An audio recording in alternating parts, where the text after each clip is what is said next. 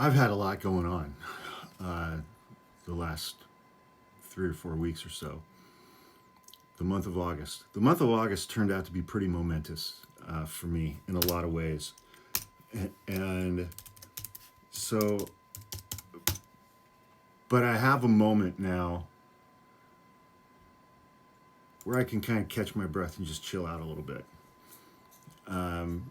It's about 10 p.m. on Thursday, August 28th. And so I thought I would talk to you guys about my girlfriend, Raven,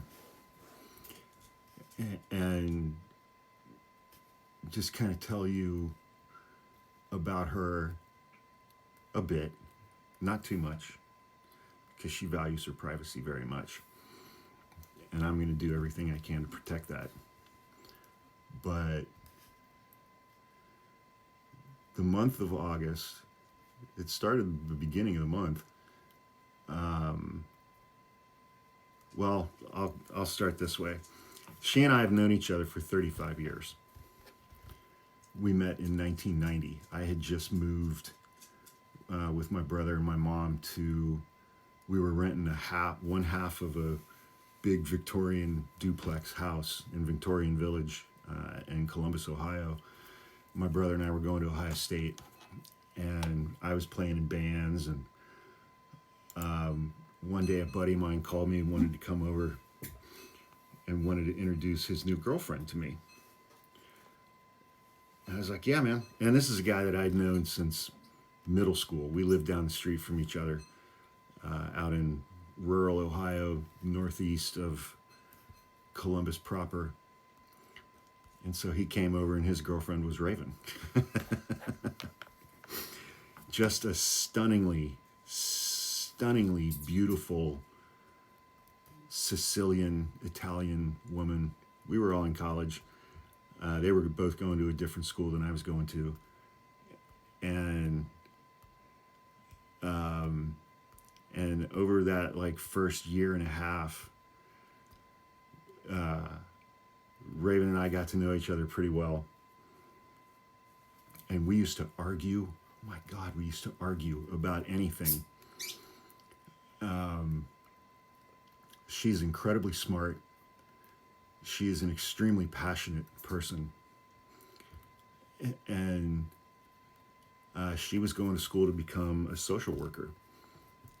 She cares deeply about women's issues and feminism and marginalized communities. And she'd had a fairly privileged upbringing, and I always deeply admired that about her, that she was going into social work and that she cared so deeply about the work that she was going to be doing. But man, she is a force of nature. She is extremely smart, extremely strong-willed, extremely opinionated, and utterly fearless to share her opinions on things. And one of my favorite things back then was to be a bit of a contrarian with her and just get her all wound up. That was enjoyable for me. I think she enjoyed it too. But my buddy who she was dating, I mean, he was a musician, and he was trying to pursue that, and he was trying to figure out what he was going to do with his life, and he didn't know if he was going to stay in Columbus or if he was going to move to New York or Nashville or something like that. And so they drifted apart a little bit, and apparently a few months after, I can't remember the timing exactly, but I think we were talking about him and his indecisions and inabilities to commit and things like that, and that being inconsistent with where she was at and what she wanted. And I told her that I was just like, how long are you gonna mess around with this guy? Because he's never gonna love you the way that I do. And what she didn't tell me at the time was that she had feelings for me back then as well. She didn't fess up to that until a month ago.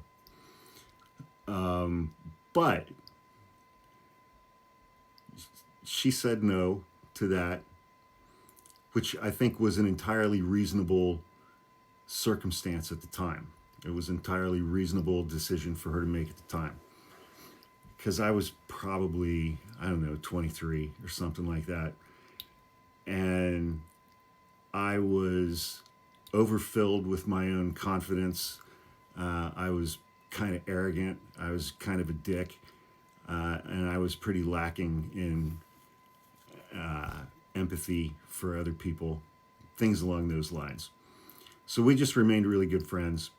And several years later, must have been like 1998, when I got married, the woman that I married had a bridesmaid and a maid of honor and 5 bridesmaids. And I had my 3 brothers and a buddy of mine, and Raven and another woman who I was in law school with, who's another one of my best friends. They were 2 of my groomsmen in my wedding. Raven was in my wedding. And, was around, she was around for all of that to crash and burn.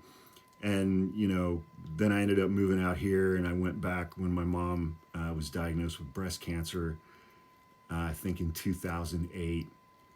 And we kept in touch through all that time, even though I was living out here. And then around 2010 or so, we lost touch with one another, just busy with our lives and things and some other extenuating circumstances. And then fast forward to this year, 2025, in February of this year, she was watching YouTube one night before she was going to bed. She was flipping through YouTube videos. She was watching and watching. She's like, all right, I got to go to bed. She's like, I'll watch one more. And there's me on her screen. I don't know which video it was. And she describes that as a bit of a lightning bolt moment. And she found our email address for our podcast page, and she sent an email, and my brother tracks that email account. So she sent an email, my brother forwarded it to me, and I immediately responded. And we started talking on the phone, every couple days. And it was like no time had passed at all. I mean, within a week, we were back to having, like 3-hour-long phone conversations. And over the next 6 months, a lot of those feelings started coming back for me. I didn't know at the time that a lot of those feelings started coming back for her as well.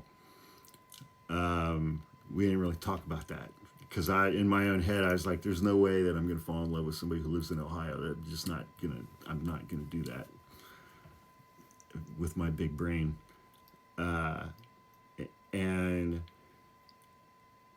But she was seeing how I had changed over the years, and watching my videos and talking to me on the phone. And then I went to the cabin. I went up to the woods like the last weekend in July into like the 1st of August. And that Saturday I had made a TikTok that I was going to go to a lake or something that following morning. And then that Sunday I didn't make any videos.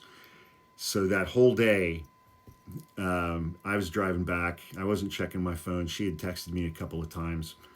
And that whole day, she thought that I had gone to the lake and like fallen and hit my head and drowned. And that whole day, she was like, I might not get to talk to him again to tell him how I feel about him and tell him that I love him.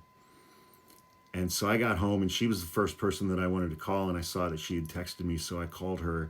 We ended up having a really long conversation, and she told me that she was in love with me again.